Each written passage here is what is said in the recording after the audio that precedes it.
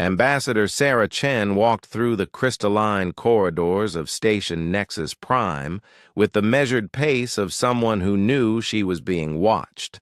The diplomatic quarter buzzed with the usual cacophony of 100 different species conducting interstellar business, but she could feel the weight of hostile eyes tracking her movement. The hegemony delegation had arrived 3 cycles ago, their massive dreadnoughts casting shadows over the neutral station. Their message had been simple: withdraw Earth's application for Galactic Council membership or face consequences. Sarah had politely declined, as any human diplomat would. What the hegemony didn't understand was that humans had been preparing for consequences long before they'd even left their home system. In the observation deck overlooking the main plaza, Warlord Thektar studied the human through his tactical display. The female appeared unremarkable by galactic standards. No natural armor, no enhanced sensory organs, no visible weapons. Yet something about her unsettled him. Perhaps it was the way she moved, like a predator pretending to be prey. "The assets are in position," his aide, Commander Vex, reported. 12 of our finest shadow operatives. Each one has eliminated dozens of targets across the rim worlds. Thektar's mandibles clicked approval. The shadow operatives were the hegemony's most elite assassins, each one worth a small army. They had never failed a mission. The human wouldn't even see them coming. Sarah paused at a vendor stall, examining what appeared to be exotic fruits from the Centauri colonies. Her reflection in the polished surface showed her the first operative positioning himself 30 meters behind.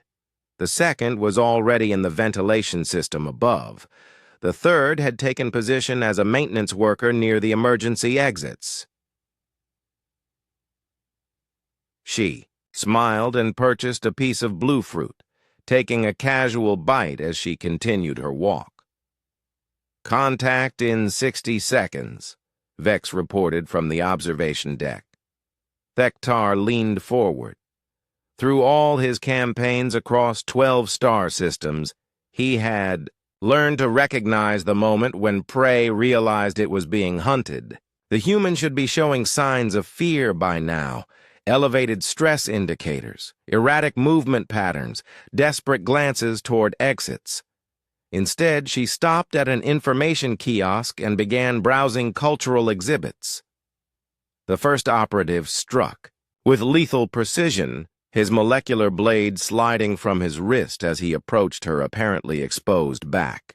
The strike was perfect, angled to pierce the heart while avoiding arterial spray that might alert other beings. The blade met empty air. Sarah had moved exactly when the operative committed to his attack, a subtle sidestep that put her just out of range. Her hand came up in what looked like a casual gesture to brush her hair, but her fingers found the nerve cluster behind the operative's ear. He dropped silently. The second operative descended from the ventilation shaft, his drop perfectly timed to land behind her as she bent to pick up her fallen data pad. But Sarah wasn't there anymore. She had anticipated the attack and rolled forward, coming up with the operative's own weapon. A quick thrust to the throat, and the second assassin joined the first. "What's happening down there?" Thektar snarled. "Unclear, sir. We've lost contact with Shadow 1 and 2. The third operative emerged from his maintenance disguise, activating a personal stealth field as he moved through the crowd. To everyone watching, he was effectively invisible. He approached Sarah's last known position, weapon ready. Sarah was examining a wall display about human culture when she spoke without turning around. Stealth fields create a minor atmospheric distortion. Did your intelligence briefing mention that humans evolved as persistence hunters? We're very good at tracking things that don't want to be found. The operative's stealth field flickered in surprise. Sarah spun, her movement fluid and economical. The assassin's weapon clattered too, the floor as he crumpled.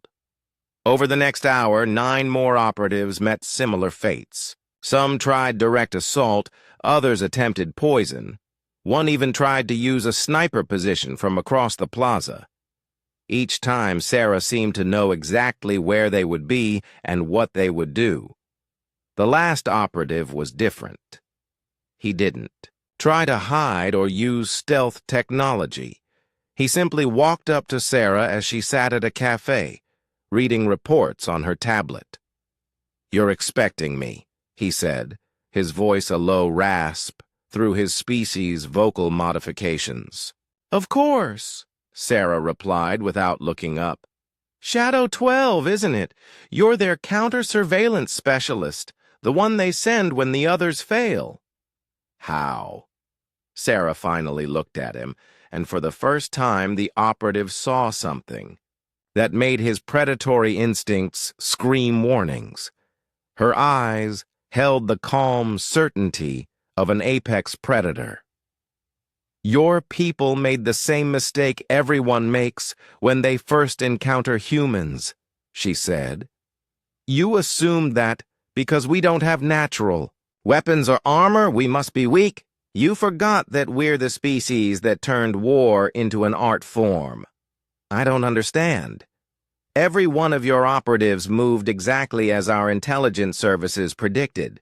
We've been studying hegemony assassination techniques for decades. Your shadow operatives are very good, but they're predictable." She gestured to her tablet, which displayed detailed tactical assessments. "We knew you were coming before you even left your ships." The operative reached for his weapon, but Sarah continued, speaking. "The question is, what message do you want to send back to your warlord?" Something in her tone made the operative hesitate. Option 1, you disappear like the others, and the hegemony learns that threatening Earth's diplomatic corps is inadvisable. Option 2, you walk away, report that humans are not the soft targets they appear to be, and recommend that future negotiations proceed with appropriate respect. The operative studied her face, seeing something that made his survival instincts override his training. "I choose option 2, Sarah nodded approvingly. "Wise choice. Please give Warlord Thektar my compliments on his assassin skills, and let him know that Earth looks forward to a more productive diplomatic relationship." As the operative departed, Sarah returned to her reading. Somewhere in the back of her mind, she made a note to recommend commendations for the Intelligence Division analysts who had made this day possible. After all, humans had learned long ago that the best way to win a war was to make sure it never started. In the observation deck above, Warlord Thektar watched his last operative walk away alive and began to recalculate everything he thought he knew about humans. Perhaps it was time for a different approach to diplomacy.